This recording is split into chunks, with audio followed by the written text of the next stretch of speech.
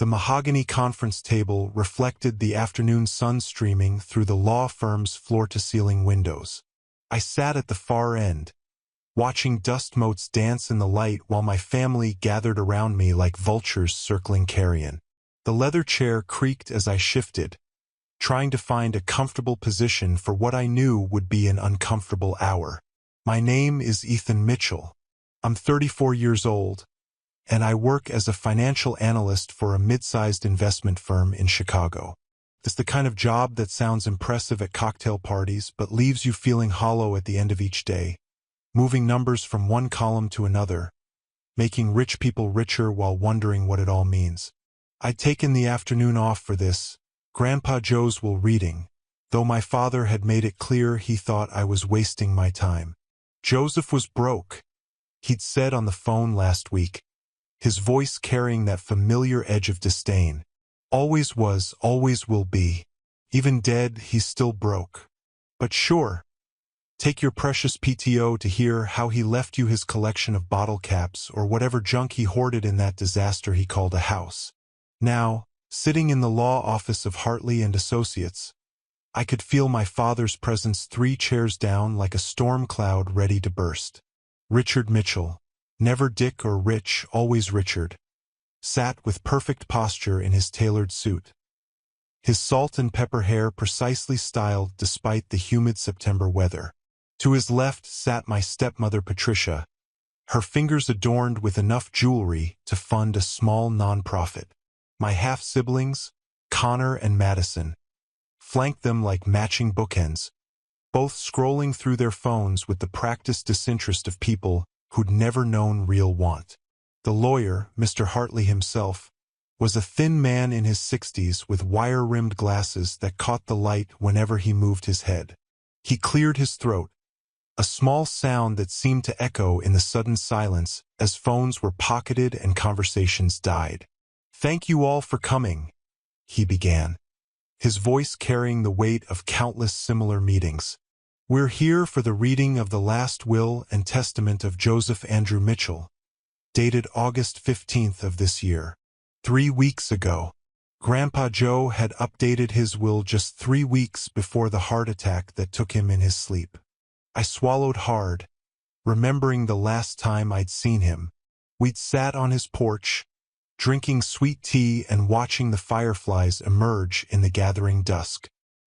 He'd seemed tired but not unwell, his eyes still carrying that spark of mischief that had made him my favorite person in the world since I was old enough to have favorites. "The estate, such as it is," Mr. Hartley continued, adjusting his glasses, "consists of the following. 1 property at 42 Elm Street, assessed value approximately $35,000 due to its current state of disrepair. Various personal effects within said property. 1 1994 Ford Ranger, non-operational, and liquid assets totaling $847.16 in a checking account at First National." My father scoffed, the sound sharp and dismissive. "I told you, broke as a joke, just like always." Mr. Hartley's eyes flicked to my father, then back to the document. "Mr. Mitchell left specific instructions for the distribution of his assets. To his son, Richard Mitchell, he leaves, and I quote, 'all the pride and ambition I never had, since he seems to value those above all else.'" The room went still. Connor actually looked up from his phone. My father's face flushed red, starting at his collar and working its way up like a thermometer. "That's it." Patricia's voice was shrill. "That's what he leaves his only son?" "There's more," Mr. Hartley said mildly. "To Connor Mitchell and Madison Mitchell, he leaves his collection of National Geographic magazines, in hopes they might learn something about the world beyond their screens." Madison rolled her eyes. Connor snorted. "Seriously? Old magazines?" To Patricia Mitchell, the lawyer continued, "he leaves his mother's tea set, with the hope that she might one day learn to slow down and actually taste what she's drinking." Patricia's mouth opened and closed like a fish gasping for air. I bit the inside of my cheek to keep from smiling. Even in death, Grandpa Joe had a way of seeing right through people. And finally, Mr. Hartley said, his eyes finding mine, to his grandson Ethan Mitchell, he leaves the house at 42 Elm Street, all its contents, the Ford Ranger, and he paused, reaching into his briefcase. This. He pulled out a simple white envelope. My name was written across the front in Grandpa Joe's shaky handwriting. Inside, I could see the edge of what looked like money.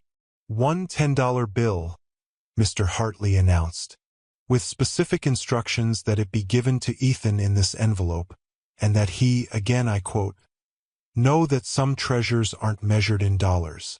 The room exploded. My father's laughter was harsh and bitter, filling the space like smoke from a chemical fire. $10. He left you $10 and that dump of a house. Oh, this is rich. This is perfect. He turned to me, his eyes bright with cruel satisfaction. All those Saturdays you spent with him, all those holidays you chose him over family vacations, all that time wasted on a crazy old man who couldn't even hold down a steady job, and this is what you get. $10. Connor and Madison joined in the laughter, their voices creating a chorus of mockery that seemed to bounce off the conference room walls. Patricia dabbed at her eyes with a tissue, though I couldn't tell if she was laughing or crying. You know what this means? My father continued, standing now, his voice booming with authority. It means I was right all along. He was nothing, a nobody who lived in a falling-down house and died with nothing to show for it. And you... He pointed at me, his finger like an accusation. You wasted your time on a broke old fool. At least now you know where sentimentality gets you. A pile of junk and pocket change. I sat there, letting their laughter wash over me like a tide. The envelope felt light in my hands, almost weightless. Through the noise, I could hear Mr. Hartley trying to restore order, his voice lost in the chaos of my family's derision. But I wasn't really listening. I was remembering. I was 7 years old, sitting at the kitchen table in my father's house. The new house, the one he'd bought after the divorce. The one where everything was chrome and marble and cold to the touch. My stepmother Patricia had just finished explaining the new rules. Again. Your grandfather is not to come to this house uninvited, she'd said, her manicured nails tapping against the granite countertop. If he shows up, you are not to answer the door. Is that understood? I nodded, not understanding at all. Grandpa Joe had always been welcome at our old house, the one where Mom and Dad and I had lived before everything changed. He'd show up on Sunday mornings with donuts, or on random Tuesday afternoons with a new book he thought I'd like. But Mom was gone now, moved to Seattle for a job, Dad said, though I'd later learn it was more complicated than that. And apparently the rules had changed along with everything else. He's a bad influence, Patricia had continued, filling your head with nonsense, encouraging you to waste time with hobbies instead of focusing on your studies. Your father works very hard to provide opportunities for you. The least you can do is take advantage of them. The opportunities, it turned out, consisted mainly of tutoring sessions and structured activities designed to look good on a college application I wouldn't need to fill out for another decade. Piano lessons I hated. Mandarin classes where I spent more time watching the clock than learning characters. Soccer practice with a coach who yelled more than he taught. You could be exceptional, my father would say, reviewing my report cards with the intensity of a CEO examining quarterly reports. But exceptional requires sacrifice. It requires focus. It requires choosing the right influences. Grandpa Joe apparently was the wrong influence. But he was also the only person who seemed to see me, really see me, instead of some future version of myself that needed to be molded and shaped and optimized. When the scheduled activities became too much, when the pressure to be exceptional made it hard to breathe, I'd sneak out and ride my bike the 3 miles to Grandpa Joe's house on Elm Street. Even then, the house was showing its age.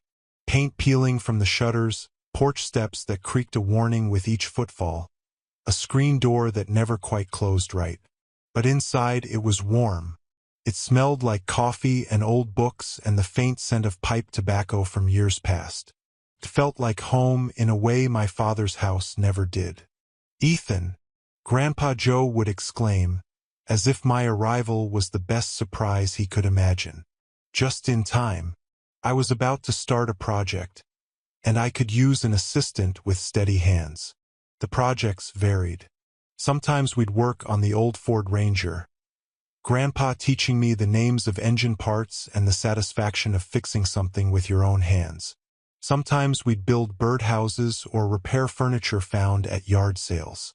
Once, we spent an entire afternoon organizing his collection of coins, Grandpa telling me stories about where each one had come from, the history held in each small piece of metal.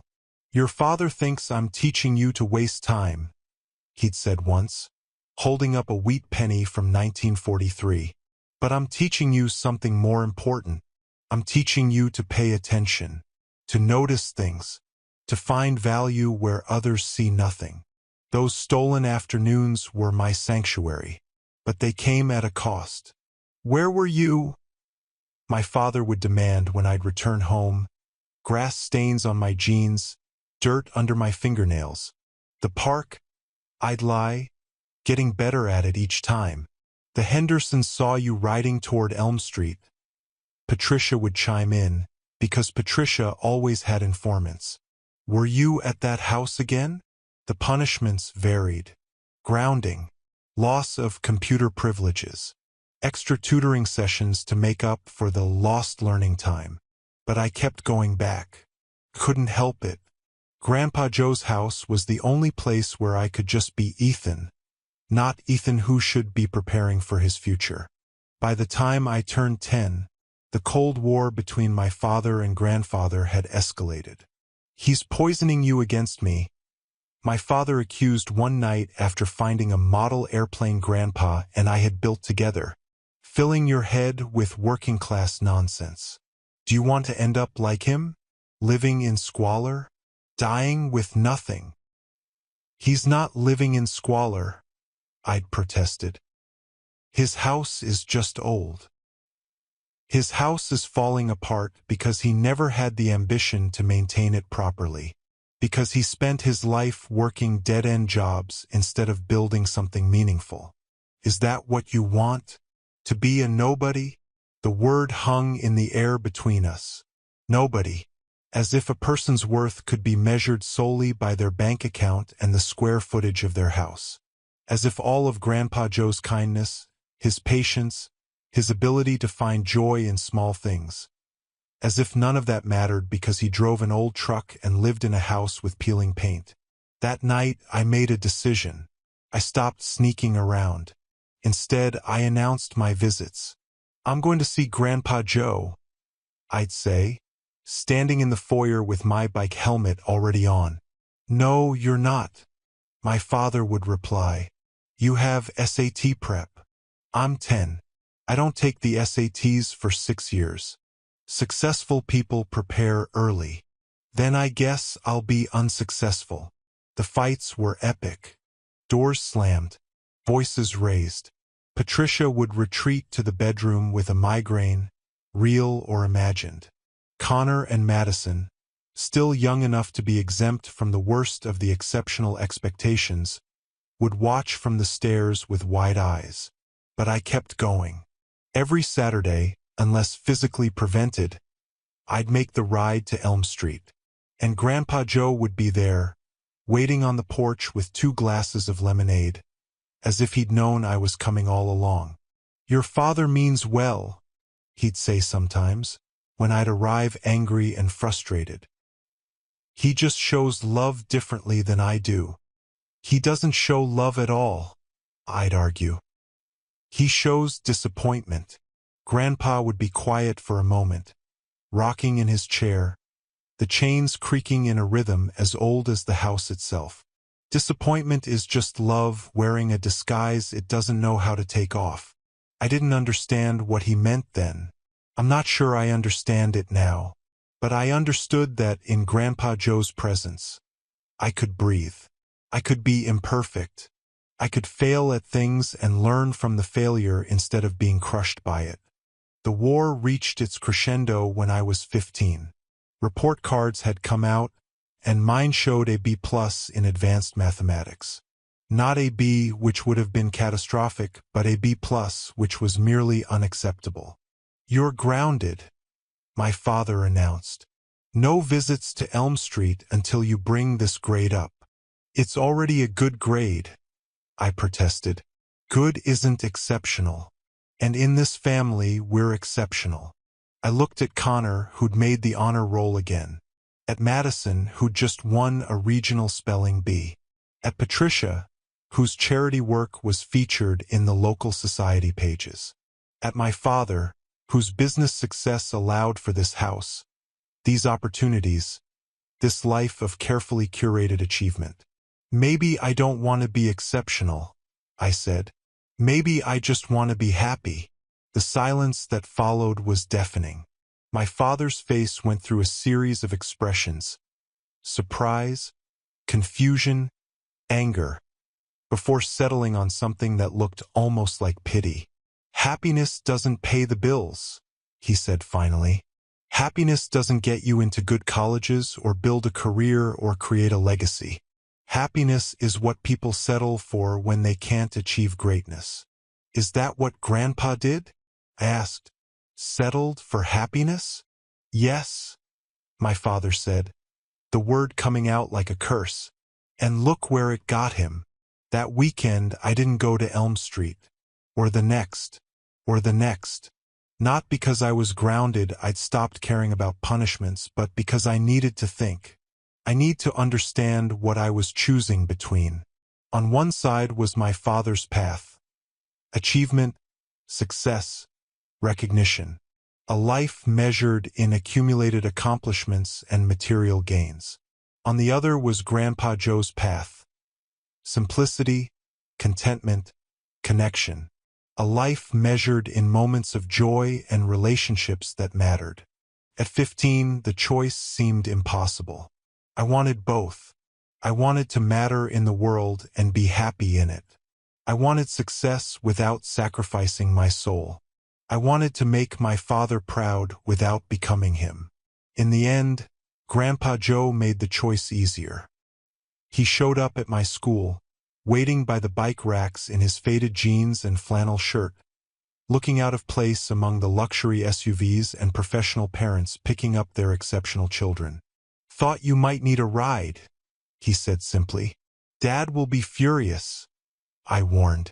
"Probably," he agreed. "You coming anyway?" I got in the truck. We didn't go to Elm Street. Instead, he drove us out to the lake, to a spot where we'd gone fishing when I was younger. We sat on the tailgate, watching the sun paint the water gold and orange and red. "I'm not going to be around forever," he said eventually. "And when I'm gone, you're going to have to make your own choices about who you want to be. But I want you to know something." He reached into his pocket and pulled out a $10 bill. It was old, worn soft from handling. He held it up to the light, and I could see where someone had written something in tiny script along the edge. "This was the first $10 I ever earned," he said. "Got it helping Mr. Peterson repair his roof when I was about your age. My father wanted me to put it in the bank, save it for something practical. But you know what I did?" I shook my head. "I bought a book, The Count of Monte Cristo. Took me 3 months to read it, but it changed my life. Not because it made me rich or successful or exceptional, but because it made me realize that there are different kinds of treasure in this world. And the best ones, the ones that really matter, they don't always look valuable to everyone else." He handed me the bill. I could make out the writing now. First earned, best spent. Jam. "Your father thinks I'm a failure because I never accumulated much," Grandpa continued. "But Ethan, I've been rich in ways he'll never understand. Rich in time to watch sunsets. rich in stories to tell, rich in a grandson who sees me for who I am, not what I own. That's the kind of wealth that compounds interest in your heart. I held the $10 bill carefully, understanding even then that I was holding something precious. Keep it, he said, and when the world tries to tell you that your worth is measured in numbers, remember that some treasures don't fit in bank accounts. We sat there until the sun sank below the horizon and the first stars began to appear. Then he drove me home to face my father's wrath. It was worth it. Now, 19 years later, sitting in the lawyer's office while my family's laughter rang in my ears, I carefully opened the envelope. The $10 bill inside was different from the one Grandpa had given me by the lake. That one I still had, tucked safely in my wallet. This one was newer, crisper, with a serial number that started with an unusual sequence. JE82415. J. Joseph Ethan? August 24, 2015?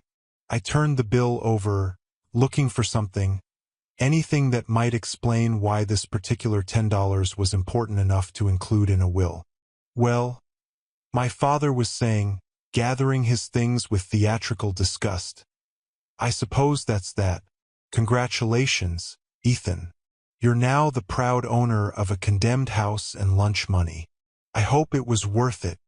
Richard, Mr. Hartley interjected. There is one more matter.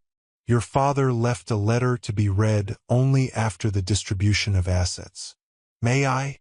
My father waved his hand dismissively, already halfway to the door. Whatever. Read it. I'm sure it's more sentimental garbage. Mr. Hartley cleared his throat and began. To my family, such as it is, by now you've received what I've left you, and I'm sure some of you are disappointed. Richard, you always were. Nothing I did was ever enough.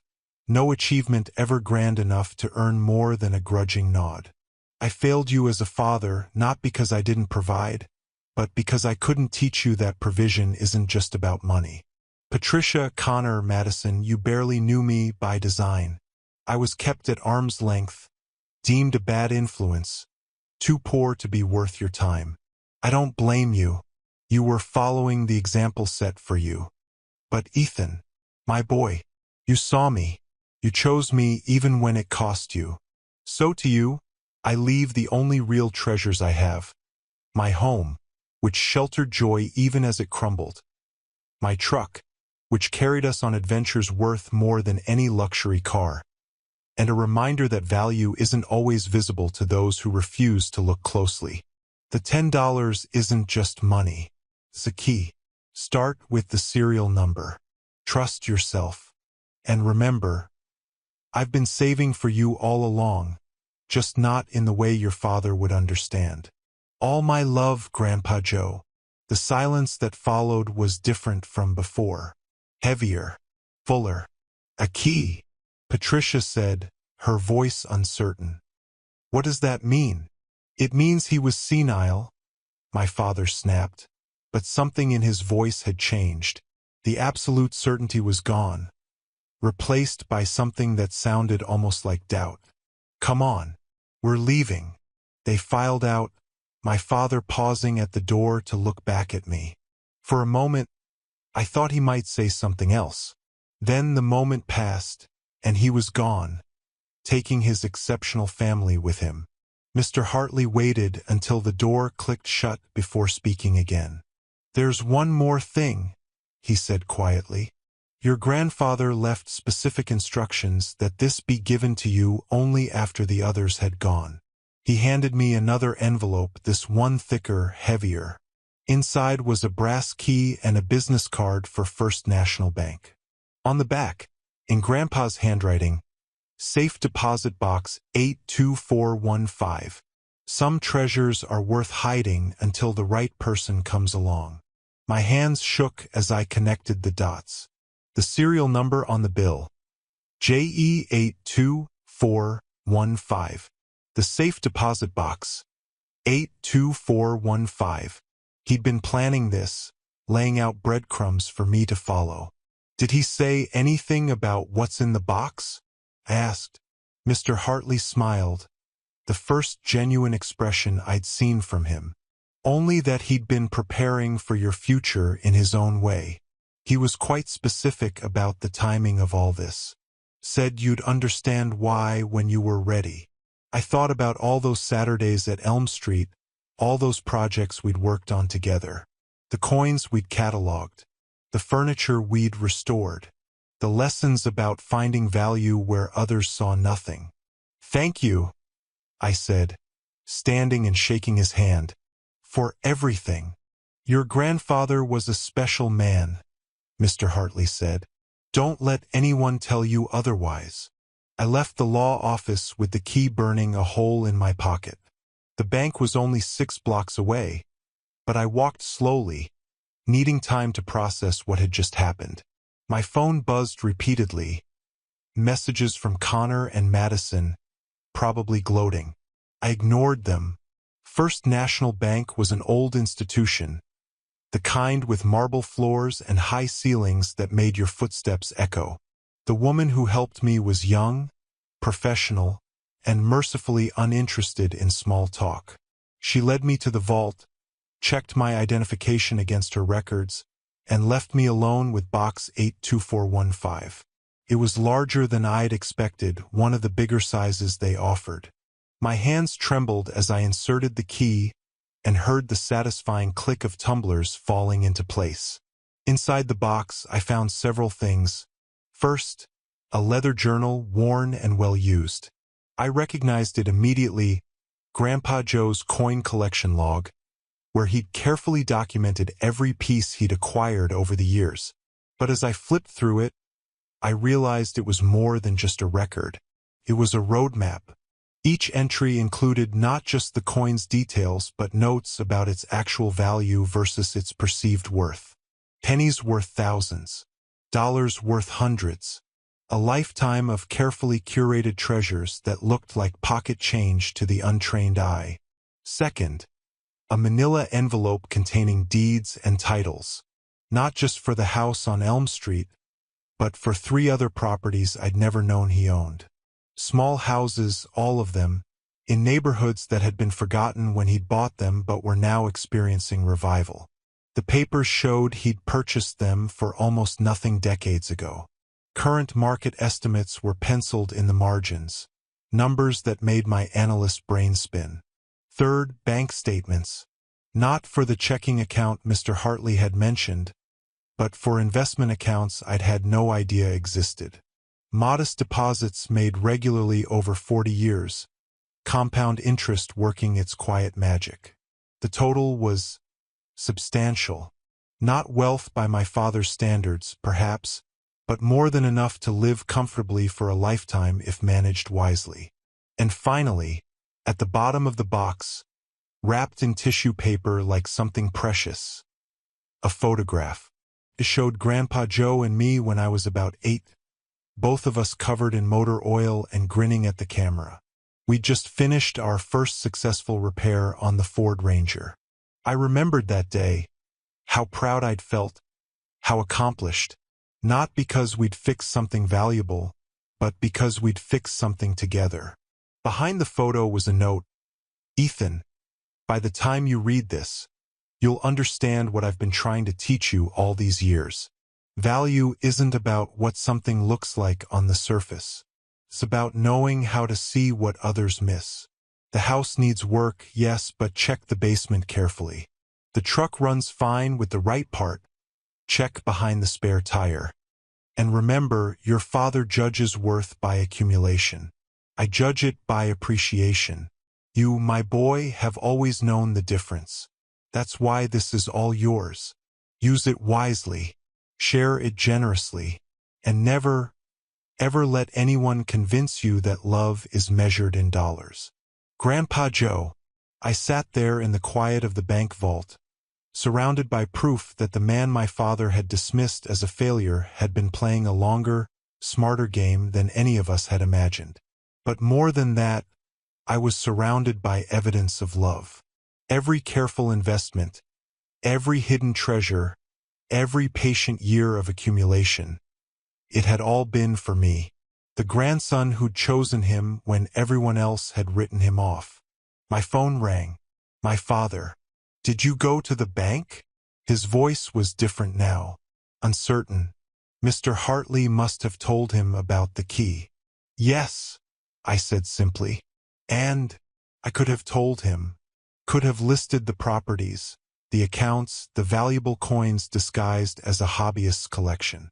Could have given him numbers that would have made him reconsider every dismissive word he'd ever said about Grandpa Joe. But I didn't. "I found what he left me," I said instead. Which was everything that mattered.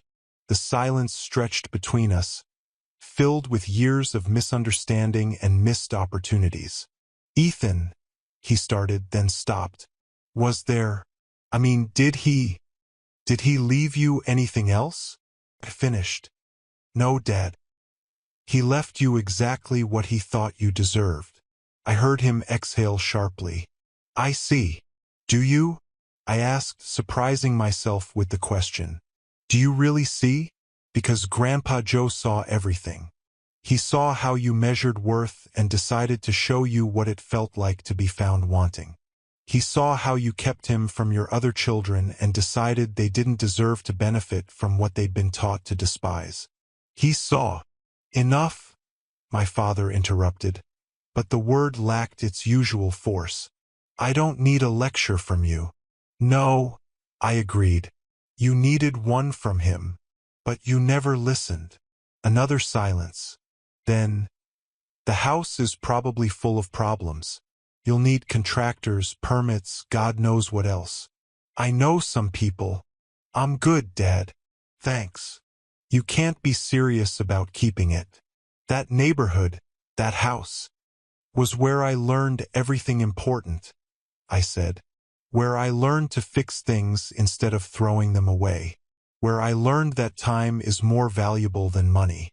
Where I learned that being exceptional isn't about being better than everyone else. It's about being the best version of yourself." "Ethan, I have to go, Dad. I have a house to look at." I hung up before he could respond. There would be time for more conversation later, or there wouldn't. Right now, I had a treasure hunt to complete. The drive to Elm Street took 15 minutes but felt like traveling through time. Each familiar landmark, the park where Grandpa had taught me to ride a bike, the ice cream shop where we'd celebrated my small victories, the library where we'd spent rainy afternoons, brought back a flood of memories. The house looked exactly as I remembered it. Maybe a little more worn, a little more tired. The key was under the third flower pot from the left, just where it always had been. Some things Grandpa knew shouldn't change. Inside, the smell hit me first. Coffee and old books and that indefinable scent of home. Everything was as he'd left it, down to the half-finished crossword puzzle on the kitchen table and the reading glasses folded on top of yesterday's newspaper. But I was looking for something specific now. The basement door creaked as I opened it, the wooden steps groaning under my weight. Grandpa's workshop was down here, tools hanging in precise order, projects in various stages of completion lining the shelves. "Check the basement carefully," his note had said. I looked around, trying to see with the eyes he'd taught me to use. There, in the corner behind the water heater, a section of wall that looked slightly different, the mortar between the bricks a shade lighter than the rest. I ran my fingers along the edge and felt the subtle give of a hidden panel. It took me 20 minutes to figure out the mechanism, but eventually the panel swung open, revealing a space about the size of a closet. Inside were metal shelves, and on those shelves, coins. Hundreds of them, maybe thousands, each in protective sleeves, each labeled with Grandpa's careful handwriting. But these weren't the ones from his public collection, the one everyone knew about. These were the real treasures, the ones he'd kept hidden. I pulled out one at random, a 1933 double eagle that shouldn't have existed, that should have been melted down by government order. Another, a 1913 Liberty Head nickel, one of only 5 known to exist. Each coin I examined was rarer, more valuable than the last. But it was the notebook on the top shelf that made me sink to my knees on the cold basement floor. For Ethan, the cover read, "The Real Collection." Inside, in Grandpa's increasingly shaky handwriting, was the true story. How he'd started collecting not for himself but for me, from the day I was born. How he'd used his knowledge and patience to acquire pieces that others overlooked or undervalued. How he'd hidden them not from thieves but from my father, who would have seen only their monetary worth and missed their real value, the decades of love and hope they represented. The final entry was dated just a month ago, nearly complete now. Estimated value at current market, $12 to $15 million. But the real value, giving my grandson the freedom to choose his own path. Ethan, you once told me you wanted to be happy more than exceptional. With this, you can be both, or neither. The choice, finally, is yours. I sat in that basement, surrounded by millions of dollars in rare coins, and cried. Not for the wealth, though I understood its significance. Not for the vindication, though some petty part of me enjoyed imagining my father's face when he learned the truth. I cried for the man who'd spent 34 years carefully building a future for a grandson who'd simply loved him. My phone buzzed. Connor. Dad's freaking out. What did you find? Then Madison. Was there really money? How much? Then Patricia. Your father would like to discuss the estate. Perhaps we were hasty. I ignored them all. Instead, I climbed back upstairs and went to the kitchen, where Grandpa's coffee maker still held this morning's brew.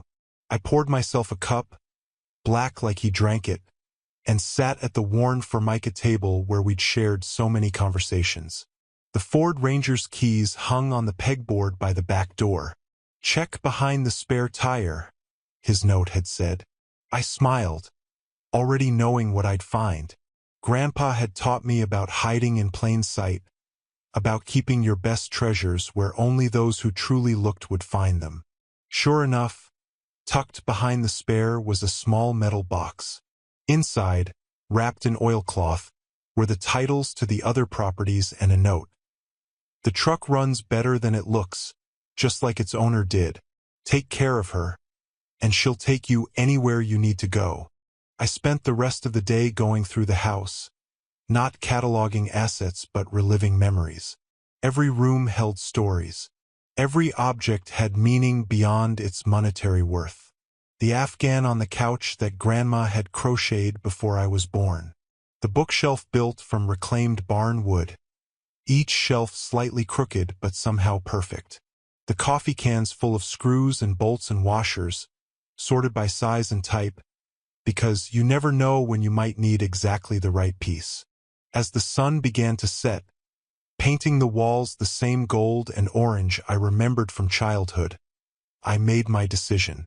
Or rather, I realized the decision had been made long ago, on a tailgate by a lake, when an old man handed a young boy a $10 bill and taught him about different kinds of treasure. I called Mr. Hartley first. I want to set up a foundation, I said, for kids who need what Grandpa gave me. A place to just be themselves. A place to learn that their worth isn't measured in their achievements. That's a beautiful idea, he said. Your grandfather would be proud. He already was, I said. That's what made all the difference. Next, I called my boss and quit. The conversation was shorter than I'd expected. Turns out, when you no longer need the job, you stop needing to justify leaving it.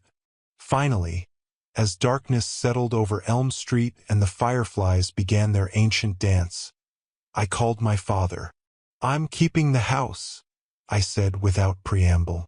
Ethan, be reasonable. Even if there was some money hidden away, that place is falling apart. You'll spend everything just making it livable. It's already livable, I said. I lived here, really lived. Not existed, not prepared for life, not built my resume. I lived. You can't live in the past, he argued. I'm not. I'm living in the present Grandpa made possible. Dad, he left me enough. More than enough. Enough to restore this house. Enough to help kids who feel like they're drowning in expectations. Enough to prove that there's more than one way to be exceptional. How much is enough? The question came out strangled, as if he was fighting against asking it. I thought about telling him. The number would change everything, how he saw Grandpa, how he saw me, how he saw himself. But then I remembered Grandpa's words. Some treasures aren't measured in dollars. Enough to be happy, I said. Enough to be generous. Enough to know that I was loved by someone who saw my value even when I couldn't see it myself. The silence stretched so long I thought he'd hung up. Then, I was trying to protect you. From disappointment. From struggle. From ending up like Grandpa. I finished. Dad, I can only hope to end up half the man he was. He died with a house full of love, a legacy of kindness, and yes, millions of dollars that he hid because he knew you'd only see the money and miss the message. Millions. The word was barely a whisper. Does it matter? I asked. Does knowing he was secretly wealthy change how you feel about the way you treated him? Does it make his love worth more? Does it make mine worth having? Another long silence. Then, so quietly I almost missed it. I don't know how to value things I can't count. It was the most honest thing my father had ever said to me. I know, I said gently. Grandpa knew too. That's why he gave you what he did, not to hurt you, but to make you think. Dad, you have 3 children who've spent their lives trying to earn your approval by being exceptional. But we never learned how to be happy. That's the inheritance Grandpa left you, the chance to change that. It's too late, he said. It's not, I insisted. Connor's only 25. Madison's 23. And I'm still your son, even if I choose a different path. It's not too late to learn what Grandpa tried to teach us. Which was? I looked around the kitchen at the crossword puzzle and the reading glasses and the coffee cup with the chip on the handle that Grandpa had refused to throw away because it still held coffee just fine. That love isn't earned by being exceptional. It's given by being present. That success isn't about what you accumulate, but about what you appreciate. That the best investment you can make is in the people who choose to spend their irreplaceable time with you. I heard my father breathing on the other end of the line, processing ideas that went against everything he'd built his life around. The $10, he said finally. It really was a key? The serial number led to a safe deposit box. But Dad, the money was never the real treasure. The real treasure was that he spent 40 years thinking about my future, planning for it, protecting it. He could have lived easier, could have spent it on himself. Instead, he lived simply so that one day I could live freely. That's love. That's what you measure it in, not dollars, but decades of quiet sacrifice. I need to think, my father said. Take your time, I told him. The door's open when you're ready. And Dad? He loved you too. He just knew you wouldn't believe it unless it came with a lesson. We hung up without saying goodbye, but somehow it felt more like a beginning than an ending. I slept that night in my old room, the one Grandpa had kept exactly as I'd left it. Baseball trophies I'd won before quitting to focus on academics. Model airplanes we'd built together. Books he'd bought me at yard sales. Their pages yellow, but their stories still vibrant. In the morning, I'd start making plans. The house would need work, yes, but it would be work done with love, the same way Grandpa had maintained it all those years. The foundation would take time to establish, but I had nothing but time now. The coins would need to be properly evaluated and sold, but each one would be handled with the respect it deserved. But tonight, I just lay there in the small bed, listening to the house settle around me, feeling wealthier than I'd ever imagined possible. My phone buzzed one last time. A text from Madison? Is it true? Was Grandpa really rich?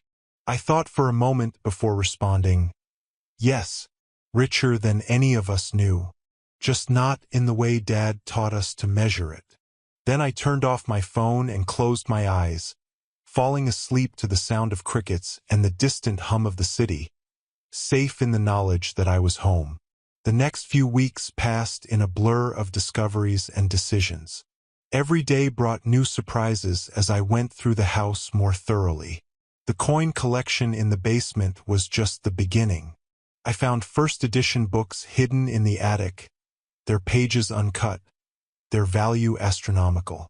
I discovered that the junk furniture Grandpa had restored was actually vintage pieces worth thousands each. Even the old photographs tucked in shoeboxes turned out to include rare historical images that museums wanted to acquire. But it was the letters I found that stopped me cold. Hidden in a false bottom drawer in his bedroom, tied with twine and yellow with age, were dozens of letters between Grandpa Joe and my grandmother, who died before I was born. But these weren't love letters exactly. They were business correspondence. My grandmother, it turned out, had been a shrewd investor with a gift for seeing potential where others saw problems. She'd been the one who'd started the coin collection, who'd identified the properties to buy, who'd mapped out a long-term strategy for building wealth slowly and quietly. Joseph, one letter read, "The boy Richard is too much like his grandfather, my father, who measured everything in dollars and died bitter. Promise me that if we have grandchildren, we'll teach them differently. Promise me we'll show them that wealth is a tool, not a goal. That it's meant to create freedom, not forge chains." And he had promised. And he had kept that promise even after she was gone. I was reading these letters for the third time when someone knocked on the door. Not the doorbell. A knock, hesitant and uncertain. Connor stood on the porch, looking uncomfortable in his designer jeans and Princeton sweatshirt. We hadn't spoken since the will reading. "Hi," he said. "Hi," I replied. Can I come in?" I stepped aside, and he entered, looking around with the expression of someone visiting a foreign country. "I've never been here before," he admitted. "Dad always said." He trailed off. I know what Dad said. We stood in the living room, two brothers who'd grown up in the same family but different worlds. "Was it all true?" Connor asked finally. "What you told Madison?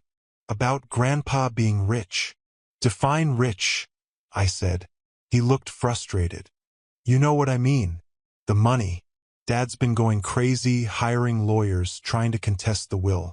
He says Grandpa must have been senile, hiding assets, that you manipulated." "Stop," I said quietly. "Just stop. Is that why you're here? To spy for Dad?" Connor's shoulders slumped. "No. Maybe. I don't know. I'm here because—" He paused, looking around the room again. "Because I realized I don't know anything about my own grandfather except that he was poor and Dad was ashamed of him. And now it turns out maybe he wasn't poor, and I still don't know anything about him, and he's dead, and it's too late." I studied my half-brother, really looked at him for the first time in years. Behind the prep school polish and carefully styled hair, I saw something I recognized. A young man who'd been molded into an image of success that didn't quite fit. "It's not too late," I said. "Come on. Let me show you something." I led him to the workshop in the basement, not to the hidden room with the coins, but to the main area where Grandpa's tools still hung in perfect order. "This is where he taught me to fix things," I said. "Not just objects. Myself too. When Dad's pressure got too much, when I felt like I was drowning in expectations, I'd come here. Grandpa would hand me sandpaper and a piece of wood, and we'd work in silence until I could breathe again." Connor ran his hand over the workbench, worn smooth by decades of use. "What was he like?" So I told him. Not about the money or the properties or the valuable collections. I told him about the man who'd make up silly songs while we worked, who'd let me eat ice cream for breakfast on my birthday, who'd stood in the rain for 2 hours to watch me play Little League even after Dad had forbidden him from coming to the games. He sounds. Connor paused, searching for words. Kind. He was the kindest person I've ever known. Dad's not kind, Connor said suddenly, the words seeming to surprise him. He's successful. He's driven. He's exceptional. But he's not kind. No, I agreed. He's not. We were quiet for a moment, the truth hanging between us like a cobweb, fragile, but suddenly visible. Can I ask you something? Connor said. If Grandpa hadn't left you money, if it really had just been this old house and $10, would you still have kept it? Would you still be here? I didn't have to think about the answer. Yes. Why? Because the money was never the point. The point was that someone saw me for who I was and loved me anyway. The point was learning that there are different ways to be valuable. The point was, I gestured around the workshop at the tools and projects and lifetime of careful work. All of this, the life he built, not the wealth he accumulated. Connor was quiet for a long time. Then, I'm majoring in finance because Dad expects it, but I hate it. I want to be a teacher. The confession hung in the air like a challenge. So be a teacher, I said. Dad would. Dad would be disappointed. So what? He's disappointed anyway. At least be disappointed doing something that matters to you. Easy for you to say. You inherited millions. I laughed, surprising both of us. Connor, the millions aren't why I can say it. I can say it because Grandpa Joe taught me that disappointing people who only value you for your achievements isn't a loss. It's freedom. Connor looked around the workshop again, seeing it differently now. Could you teach me what he taught you? Not about the money, he added quickly. About the rest of it. About being okay with not being exceptional. You are exceptional, I said. Just not in the way Dad measures it. And yes, I can teach you. Want to start with something simple? He nodded, and I handed him a piece of sandpaper and a rough board, just like Grandpa had done for me so many years ago. We worked in companionable silence, the rasp of sand on wood filling the space where words weren't needed. That's how Madison found us an hour later, having let herself in with the key I'd given her. Mom's going to kill you both, she announced. Connor, you were supposed to be at dinner. And Ethan, Dad's literally hired a private investigator to find out about Grandpa's assets. Let him, I said. He won't find anything Grandpa didn't want found. Madison perched on a stool watching us work. Unlike Connor, she'd always been more observant, less willing to accept the family party line without question. You know what's funny? She said. I actually remember Grandpa a little. Not much. I was only 5 when Dad cut him off completely. But I remember he gave me a silver dollar for my birthday once. Dad took it away, said it would just get lost, that I was too young to appreciate it. Do you still want it? I asked. She looked surprised. What? I led them both upstairs to Grandpa's study, where his public coin collection was displayed. I found the album from Madison's birth year and flipped through until I found what I was looking for. A series of silver dollars, each one dated from a different year of our lives. He saved one for each of us, every year, I explained. Even after Dad stopped letting him see you. Even when he didn't know if he'd ever get the chance to give them to you. Madison's eyes filled with tears as she touched the protective plastic over the coins. 23 silver dollars, one for each year of her life, waiting patiently for a reunion that never came. He remembered me? He remembered all of us. He just wasn't allowed to show it. Connor was flipping through his own album, 25 years of small treasures collected by a grandfather he'd been taught to dismiss. We should go, Madison said finally, but she didn't move. You could stay, I offered. Have dinner. Look through more of his things. Learn about who he really was. They exchanged glances, a lifetime of conditioning warring with curiosity. Dad would, Connor started. Dad is hiring private investigators to dig up dirt on a dead man who loved him, I interrupted. Maybe it's time to stop worrying about what Dad would do and start thinking about what you want to do. In the end, they stayed. We ordered pizza, Grandpa's favorite, pepperoni with extra cheese, and ate it on the living room floor, going through photo albums and laughing at pictures of Grandpa through the decades. He'd been handsome in his youth, with the same mischievous eyes that had twinkled at me from his weathered face. Look, Madison said, pointing to a photo. Is that Dad? It was. My father at maybe 10 years old, grinning widely as he held up a fish. Grandpa Joe beside him with a matching grin. They looked happy. They looked like father and son who loved each other. What happened? Connor asked quietly. I'd wondered the same thing for years.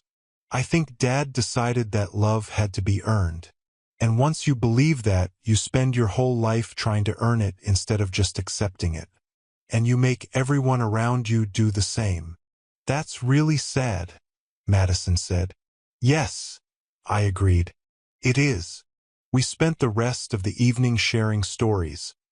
Mine about Grandpa. Theirs about growing up in the shadow of relentless expectations. By the time they left, something had shifted. We weren't quite a family yet, but we were no longer strangers. Can we come back? Connor asked at the door. Anytime, I said. Grandpa's door was always open. I intend to keep it that way. After they left, I sat in Grandpa's chair, thinking about families and legacies and the different ways we inherit from those who came before us. My father had inherited his father's appearance, his intelligence, his capacity for hard work. But somewhere along the way, he'd rejected the most important inheritance, the ability to find joy in simple things, to value people over achievements, to measure wealth in ways that couldn't be deposited in a bank. Now that inheritance had skipped a generation, landing with me, and I was determined not to waste it. The private investigator showed up 3 days later. He was a pleasant enough man, professional and polite, who explained that he'd been hired to assess the estate's value for interested parties. My father, you mean? I said. He had the grace to look slightly embarrassed. I can't discuss my clients, but I do need to ask about any assets that might not have been disclosed during the will reading. Everything was disclosed, I said truthfully. Everything that Grandpa had wanted disclosed. Anyway, I see. And the rumors about hidden collections? Valuable properties. My grandfather collected coins, I said. He owned some rental properties. It was all in the will. The investigator made notes. And you haven't discovered anything since? Hidden rooms, safety deposit boxes, that sort of thing. I thought about the false wall in the basement, the properties in up-and-coming neighborhoods, the millions in rare coins waiting to be quietly liquidated. I've discovered that my grandfather was exactly who he appeared to be, I said. A simple man who lived below his means and found joy in small things. If my father is hoping to find evidence of secret wealth, he's going to be disappointed. The investigator studied me for a moment, then closed his notebook. You know, I've been doing this for 20 years. I've seen families tear each other apart over money, but I've rarely seen someone so at peace with an inheritance, whatever its size. That's because the inheritance isn't the money, I said. It's the lessons, and those can't be contested in court. He left, and I knew he'd report back to my father that there was nothing to find, because that's what Grandpa would have wanted, for the real treasures to remain hidden until they could be used for their intended purpose. Over the next months, I quietly began liquidating the coins, working with discreet dealers who understood the value of privacy. The first sales funded the restoration of the house, not to flip it, but to honor it. I hired craftsmen who understood that some things were worth preserving, who could see the beauty in worn wood and aged brick. The foundation came next. The Joseph Mitchell Center for Youth Development, dedicated to giving kids a place to just be kids, to explore interests without the pressure of building resumes, to learn that their worth wasn't tied to their achievements. Connor joined the board, bringing a teacher's perspective to our planning. Madison helped with the design, creating spaces that felt like home rather than institutions. My father watched from a distance, his anger gradually giving way to something else, bewilderment, maybe, or the first stirrings of recognition that there might be more than one way to measure success. He finally came to see me on a cold February morning, almost 6 months after the will reading. I was in the workshop, refinishing a table I'd bought at an estate sale, when I heard his footsteps on the stairs. "You're getting good at that," he said, watching me work. "I had a good teacher." He was quiet for a moment. Then, "The investigator said there was nothing to find." "He was wrong," I said. "There was everything to find. Just not what you were looking for." "Ethan, Dad, Grandpa left me $12.7 million. The words hung in the air like sawdust. My father's face went through several expressions before settling on shock. "What?" "Coins, mostly. Some properties. Investments he'd been making since before I was born. 12.7 million, give or take market fluctuations. But the investigator found what I wanted him to find, what Grandpa wanted him to find, because the money was never meant to be fought over. It was meant to be used, and not for me to live in luxury. For this." I gestured around the workshop, but I meant more than that. I meant the foundation, the restored house that would welcome kids who needed refuge, the chance to pass on what Grandpa had taught me. My father sat heavily on a stool. 12 million. Does knowing that change how you feel about him? I asked. Does it make him worthy of respect now? Or does it just make you angry that he didn't share it? I don't know, he admitted. I don't know what to feel. Feel proud, I suggested. Your father built something from nothing. He played a long game that none of us saw coming. He protected what he built from people who would have seen only its monetary value. And he passed it on to someone who understood that money is just a tool, not a treasure. I would have. You would have told him to invest it differently, to maximize returns, to leverage it into more, and you would have missed the point entirely, which is that he already had everything he wanted. A home, work he enjoyed, a grandson who loved him. The money was just insurance set aside for the future. For me, my father was quiet for a long time. Then, I was ashamed of him. I know. He knew too. Yes. And he forgave me? I thought about Grandpa's letter, about his hope that disappointment was just love wearing a disguise it didn't know how to take off. He loved you, I said. He never stopped loving you. He just stopped trying to earn your approval, because he finally understood that your approval came with a price tag he wasn't willing to pay. Which was being someone else. My father looked around the workshop, seeing it clearly for perhaps the first time. The careful organization, the quality tools bought one at a time over decades, the projects in various stages, each one a lesson in patience and craftsmanship. I don't know how to be different, he said finally. You don't have to be different. You just have to be willing to see that different isn't wrong. Connor wants to teach. Let him. Madison wants to travel, to write, to find her own path. Let her.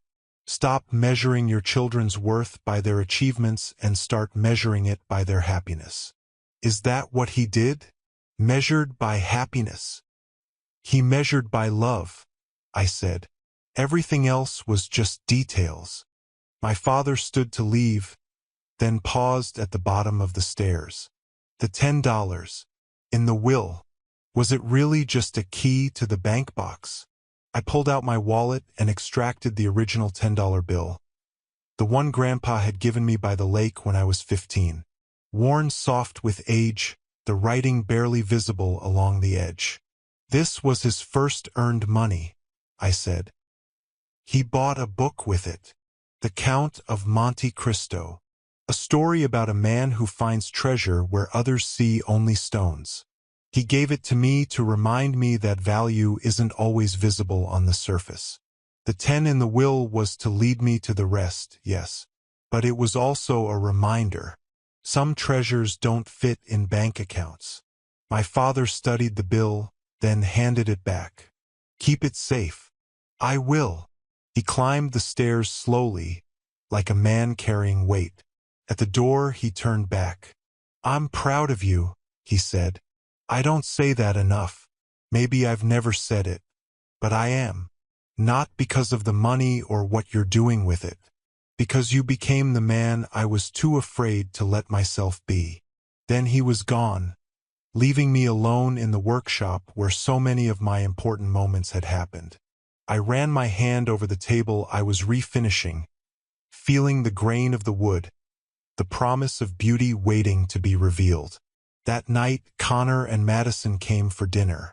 We'd made it a weekly tradition, gathering in the kitchen where Grandpa and I had shared so many meals. Madison was excited about a writing workshop she'd enrolled in. Connor talked about his student teaching, how alive he felt in the classroom. Dad came to see me, Connor said eventually, told me to follow my passion, nearly gave me a heart attack. Me too, Madison added. He actually asked about my writing, like really asked, not just waiting for me to finish so he could tell me to minor in business.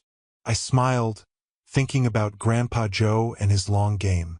Even in death, he was still teaching lessons, still showing us that there are different ways to value a life. A toast, I proposed, raising my coffee mug, to Grandpa Joe, who knew that the best inheritance isn't what you leave behind. It's what you leave inside the people who loved you.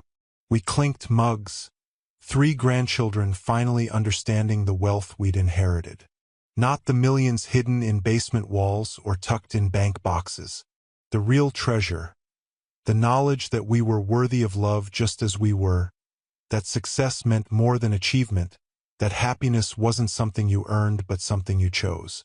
Outside, snow began to fall, dusting Elm Street in white. The house creaked and settled around us, solid and warm and home. Somewhere I was certain Grandpa Joe was smiling. Hey, Madison said suddenly, what do you think Dad meant in the will? About some treasures not being measured in dollars. Connor and I exchanged glances, then burst out laughing. What? Madison demanded. What's so funny? Tell her, Connor said. Tell her what you told me about the coins. So I did. I told her about the hidden room, the rare coins, the properties, the investments. I watched her eyes grow wide as the numbers sank in. But why hide it? She asked. Why not just tell people? Because, I said, channeling Grandpa Joe, the minute people know about the money, that's all they see. They stop seeing the man who saved it, the love behind it, the lessons it represents. They just see dollar signs. And Grandpa wanted us to see more than that. So what do we see? Madison asked. I thought about it, looking around the kitchen where so much life had been lived. We see a man who loved us enough to play a 30-year-long game, who let himself be dismissed as a failure so that one day we could define success for ourselves, who taught us that the best revenge against people who undervalue you isn't proving them wrong. It's proving that their values were too small to begin with. We sat in comfortable silence, 3 products of privilege who'd found something more valuable than money in a rundown house on Elm Street. We'd found ourselves. We'd found each other. We'd found a different way to measure the worth of a life. And that, more than any amount of money, was Grandpa Joe's true legacy. The doorbell rang, unexpected at this hour. I opened it to find Mr. Hartley, the lawyer, standing on the porch with snow in his hair and a briefcase in his hand. "I'm sorry to intrude," he said, "but there's one more thing. Your grandfather left instructions that this be delivered exactly 6 months after the will reading. Today's the day." He handed me an envelope, thick with documents. "What is it?" I asked. Mr. Hartley smiled. "I believe your grandfather called it the rest of the story. Good evening, Mr. Mitchell. Give my regards to your brother and sister." I closed the door and returned to the kitchen, where Connor and Madison waited with curious expressions. "What now?" Connor asked. I opened the envelope. Inside was a letter in Grandpa's handwriting, and behind it, a document that made my hands shake. "Read it out loud," Madison urged. So I did. "Dear Ethan, Connor, and Madison, yes, I knew you'd all be together by now. If you're reading this, it means you've found your way to each other, just as I'd hoped. It also means you've learned the most important lessons I had to teach. But there's one more thing you need to know. Ethan, you weren't the only one I was saving for. Every grandchild had an account started the day they were born. Connor, Madison, your fathers never knew, because I learned early that Richard would see only the money and miss the meaning. But you each have your own collection, your own investments, your own future waiting. The amounts aren't equal. Ethan's is larger because I had more time with him, could better gauge what he'd need and how he'd use it. But there's enough for each of you to choose your own path, to disappoint or delight your parents as you see fit, to measure your worth by your own standards. Connor, yours is in coins from the years you were forbidden to see me, each one chosen with the teacher I knew you'd become in mind. Approximately 4 million, enough to teach without worrying about salary, to touch lives without counting costs. Madison, yours is in first edition books, the stories you loved but were told were frivolous, now worth enough to let you write your own. Approximately 3 million, enough to travel, to learn, to find your voice without asking permission. The keys to your safe deposit boxes are with Mr. Hartley. But remember, the money is just a tool. The real inheritance is knowing you're loved, knowing you're enough, knowing you have family who sees your true worth. All my love, Grandpa Joe. P.S. Tell your father I said checkmate. The kitchen erupted. Madison was crying. Connor was laughing. I was doing both. We hugged. A tangle of limbs and tears and joy. 3 grandchildren who just discovered that Grandpa Joe's long game was even longer than we'd imagined. "He really saw us," Madison whispered. "Even when he wasn't allowed to know us, he saw who we'd become." "Checkmate," Connor repeated, shaking his head. He played chess while everyone else was playing checkers.